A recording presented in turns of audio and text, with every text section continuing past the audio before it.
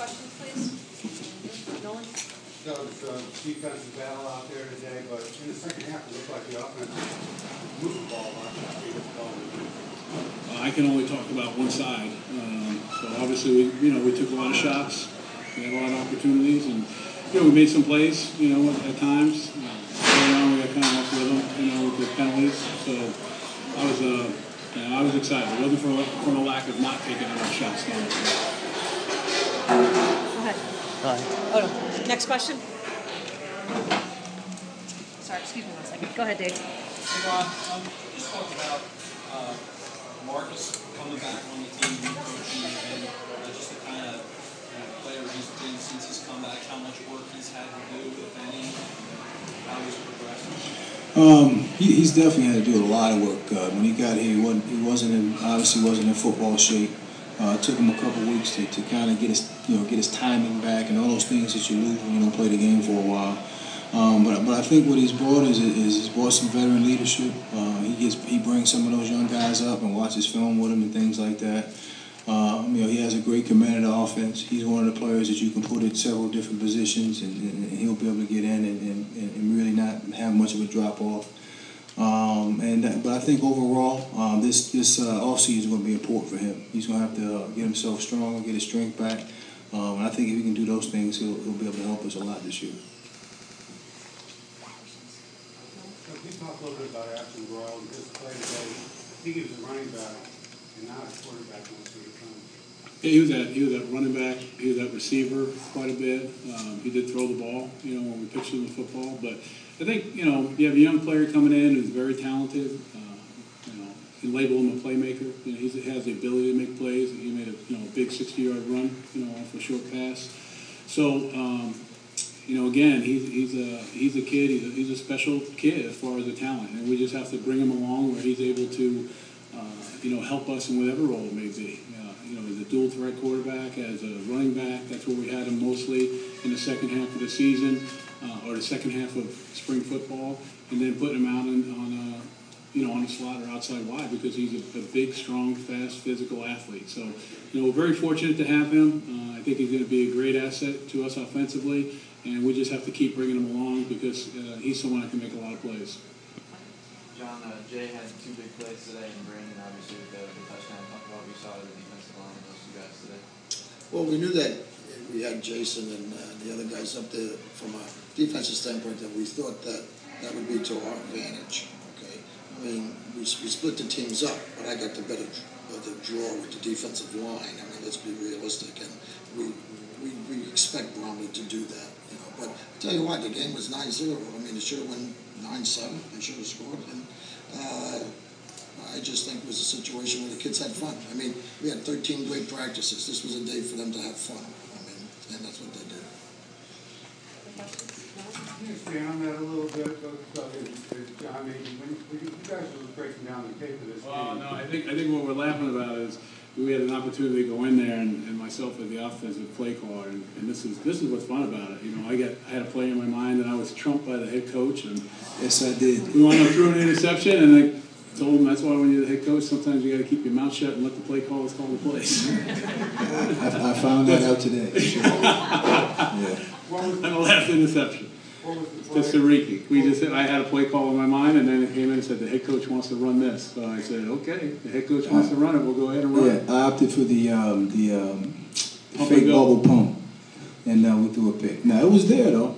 It was there. What was the play you had in mind? I was just gonna run a naked to the back end of the end zone, and they called a timeout early on. Had the formation set up. We had exactly what half we wanted on, and Charlie's been throwing it well, and I was, I thought, Charlie did a nice job out there. Again, there was a lot of, some type of duress, like Coach said, because of the line matchups. But, at the end of the day, they got through, twice. Once was costly, cost us 2. Tried to take a big shot coming out of the end zone. And we had quick whistles with the quarterbacks in the pocket, and they were live outside the pocket.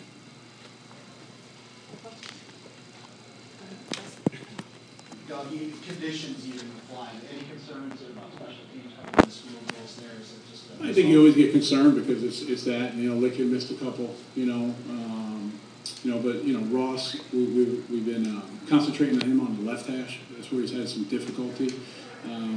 Coach Anselmo's doing a good job. We've worked with him quite a bit and just his place foot. Making sure a lot of times last year, left hash it was difficult. He gets his the placement foot too close to the football. I think Ross has done a nice job of making sure that it's wider now. So those kicks are going to be easy for us. He feels more comfortable out there. And then just basically with the special teams, I think it's very difficult what we try to accomplish today when you have two separate sidelines and and most of the coaches are coaching, and you don't have anyone just really assigned for the special teams thing. So basically, it was memorization from the players, and you're always looking for the players to do a better job of that. But they were concentrating on what we were probably doing on the field more than they were about the special teams. And our goal is to have, going in, after this preseason, to make sure that we do have 6 to 8 core special team players for us, that are playing on most of our groups. And I think any successful special teams outfit that you see, whether it be college or the NFL, they're going to have those 6 to 8 core players, that can really do it. You can change your game plan a little bit each week because that's all those players that concentrate on as a primary focus. Other questions? I realized that you were talking about getting an injury update at some point in the future, but it was hard not to notice that Justin Pugh wasn't out there today. Can you tell us anything about him? Well, we gave it out earlier. I talked about it the other day that we were going to give out, the players that were injured. So all those players are injured today, and then, obviously they have a rehabilitation program to go through, and then, when we get to the preseason, it's going to come out. But if we were playing today, none of the players would have been able to play. And if we're playing tomorrow, none of those players on that list will be able to play tomorrow. So, they still have some ways to go. Some of them are from the season, some of them happen during spring football. And then, we'll just work on rehabilitating them and go. And, at the end of the day, it's helped us with a lot of the young kids because, someone like Brandon Reddish has gotten about 490 to 500 reps. We did a very good job, during the course of spring football. Very fortunate. We switched things up quite a bit, practice schedule-wise, splitting the teams, getting a lot of reps with the young players. I think that's why, some of those young players have been in the mix as far as competing for jobs. Our numbers are still low, but the opportunities have come. What we did this year differently is we wanted to get the exact reps that we had wanted to do during the spring football, which we did. And we had to do some things with, tag off, non-contact, but, I look at it, the way we managed the practice schedule, we didn't really have any concussions, really didn't have any injuries from the lack of, or from too much scrimmaging or hitting, and the conditioning was fine. Couple more questions, Mark? Coming out of the spring, coming out of the team performance today, are you satisfied with the improvement you saw overall for the first time? We had 13 outstanding days of practice. So, when I look at spring football, I don't put it all in on one day, So I look at it as far as the body of work.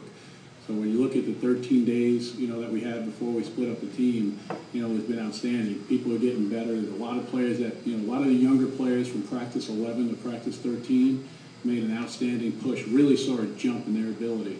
And, that's exciting. And just like I told the coaches, though, when we start off in this preseason, you never start where you left off. Hopefully we'll be accelerating that process with those younger players going in, and the upperclassmen keep coming on.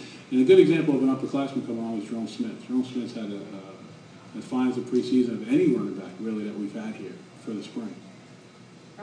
Doug and Rob, if you can comment too, specifically, not only today, but from the spring, it looks like Kadena really took advantage of some of that. He's one of the players from 11 to 13. I mean, from practice 11 to 13, and Jeremiah didn't practice the full spring with us. What we did is he had a class conflict, so obviously one of the days, right, Rob? One day. Yeah, actually 2 days. 2 days a week in our 4-day-a-week type practice, okay, or a 3-day-a-week type practice.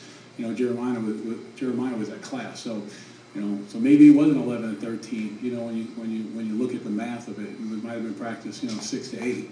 So he really has taken on a role where he can really do things, stretch the defense, and he's made a lot of plays recently. I mean, a lot of good football plays against 2 pretty good corners. Well, I think in regards to Jeremiah's progression, I think when you look at him, I think really the maturity of him is really shown. He's starting to grow up a little bit. He's starting to believe in his techniques and all those things, and obviously he has great speed, so he's learning how to use that to his advantage. And I just look for him to continue to get better and better. Final question for the coaches? Anything else today? Thanks very much, coaches.